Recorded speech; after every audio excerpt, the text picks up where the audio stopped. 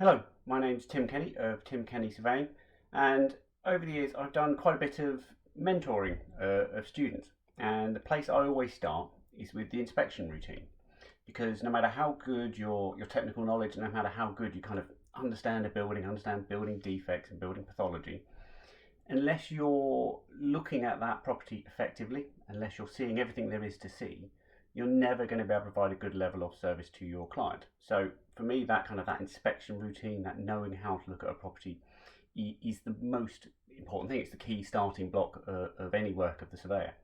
Um, so much so that I've actually put a few of my thoughts down in an article, which I'll put on LinkedIn. I'll post a link to it in the notes for this video. But I also wanted to make a short video just kind of going over some of maybe the key points. So in that article, I've detailed my sort of standard inspection routine, some of my thinking behind that, some of the way that I've developed that routine.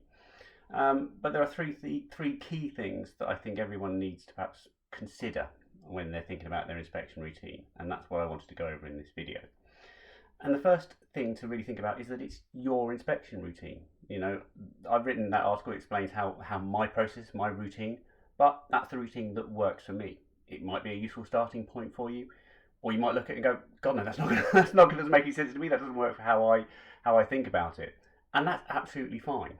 There is no correct way to inspect a property. There's only your way to do it.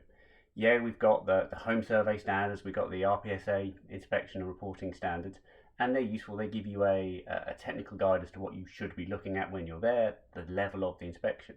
They don't really tell you how to move around the property. Should you do this bit first or that bit first? Start at the top, start at the bottom. Lots of different ways to do it, but your way matters. The way that works for you, the way that makes logical sense for you.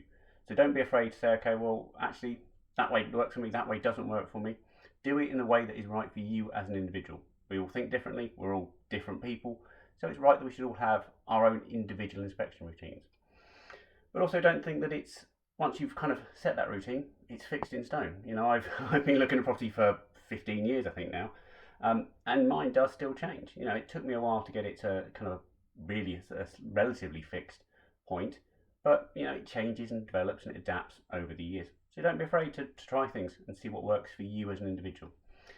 The second thing to think about is making sure that your site notes and the way that you record the information about that property supports your inspection routine. Don't try and make your inspection routine fit the way a preset template has been created. You know, mine are very kind of, I've created my own site notes, they're very particular to me. They literally lead me through that routine, and I find that really works. I make sure that, you know, certainly more so in the early days, now it's kind of perhaps a little bit more automatic, but there are still some days where I need those prompts that are in my notes, and they're all there. It leads me through. It also allows me to kind of vary my routine a little bit, and I talk a bit about that in the article, and you can see why that's quite important. The last thing to think about is make sure that process is efficient, and I think this is probably one of the key things that I always try and get across to students when I'm talking to them and new surveyors. You know, again, I'll explain it a bit more in the article, but it's tiring going around a property. You know, I think a lot of people are perhaps surprised by that the first time they're doing that. Not only are you walking around, you're moving up, and you know, as surveyors, I don't think we struggle to get our 10,000 steps a day. You know, you can be moving around quite a lot, but you're also thinking, you're concentrating, you are fully engaged in what you're doing, and that is hard work. That can be exhausting. You know, particularly if you're doing several a day or you're doing really large properties, so you need to make sure it's efficient.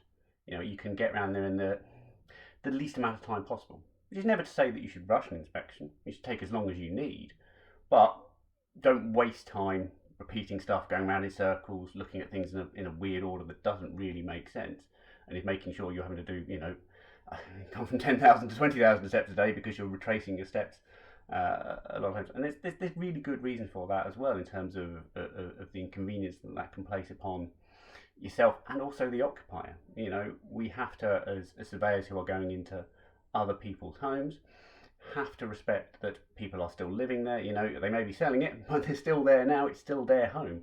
You still have to respect that. And a lot of people aren't comfortable with the surveyor coming in and wandering around, and you know, and it can be a difficult thing to manage. But if you keep your inspection as efficient as possible, you make sure you're only in there as long as you need to be, you're not causing them any more disruption than you have to, then that helps to kind of make it easier for them, helps make you have a better, maybe a better relationship with that seller, and stop some friction. So those are my kind of my three key takeaways. But again, there's a bit more detail involved written into the article, so you can read through that. If you've got any questions, I'm always kind of happy to help students. There's a couple of forums on Facebook or on LinkedIn if you want to get in contact. If you're in my area, things are still a little bit strange, but I'm always happy to help students when I can. If I can take you out on site, I'm always happy to do that. I think it's something that I enjoy, and I think it's a great thing for most students to get out and do. So thank you very much for watching this video, and I hope you enjoy the article. Any feedback, anything else you maybe want some information on, or a video or an article about, happy to take those suggestions. Thank you very much.